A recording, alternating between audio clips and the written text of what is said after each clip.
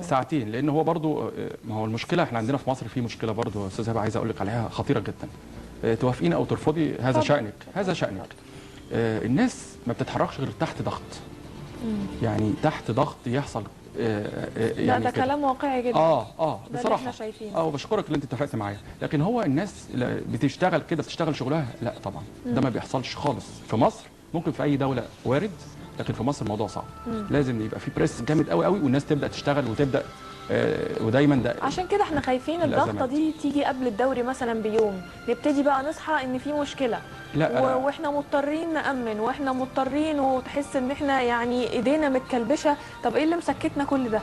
ما هو بقول لحضرتك اللي هو الدوري يتلعب في ملاعب الجيش ببساطه. ما هو كده والالتراس هيقعد مع الناس، الاداره واحد محترم، واحد تقيل زي الكابتن محمود الخطيب، زي ابو تريكه.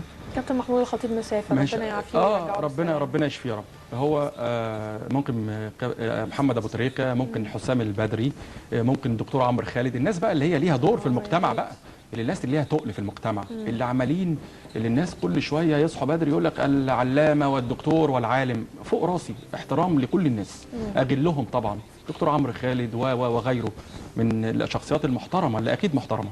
فممكن يحصل مع محمد ابو تريكه ويقعدوا مع الالتراس المؤثرين، يعني المؤثرين طبعا واصحاب الراي والمشوره والعقلانيه، اعمال العقل. انا اعمل ايه؟ عمرو خالد هيقعد مع الشباب ويقدر، مصطفى حسني الداعيه الاسلامي، حاجات لطيفه، ناس محترمه وجمال جدا جدا. انا مش عايز اقول لك انا قابلتهم شخصيا واتاثرت انا بيهم، ومعز مسعود طبعا. انا بقول لك يعني انا يا رب ما تخونيش الذاكره وانسى بعضهم، لكن دول ناس كلها محترمه وعلى اعلى مستوى من الفكر والمهنيه الشديده. هيقعدوا مع الالتراس، طب انتوا عايزين كذا كذا كذا، حاضر، وحق الشهداء هيرجع.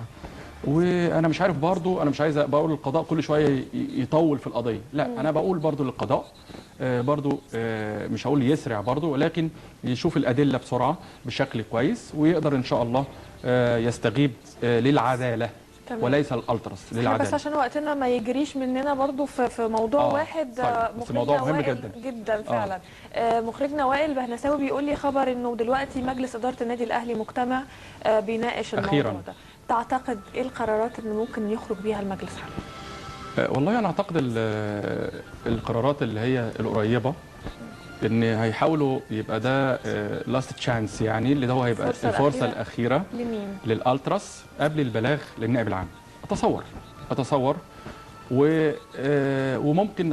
وممكن يحصل يحركوا البلاغ للنائب العام، يعني ده وارد وده وارد. لكن اعتقد ان اداره الاهلي هتجتمع مع اللاعبين وهيحاولوا يشوفوا زعماء او قيادات الالتراس الاهلاوي ويحاولوا يوصلوا للصياغه. لو ما وصلوش هيعملوا بلاغ، هيحركوا بلاغ للنائب العام على حسب معلوماتي يعني. طب احنا بنحاول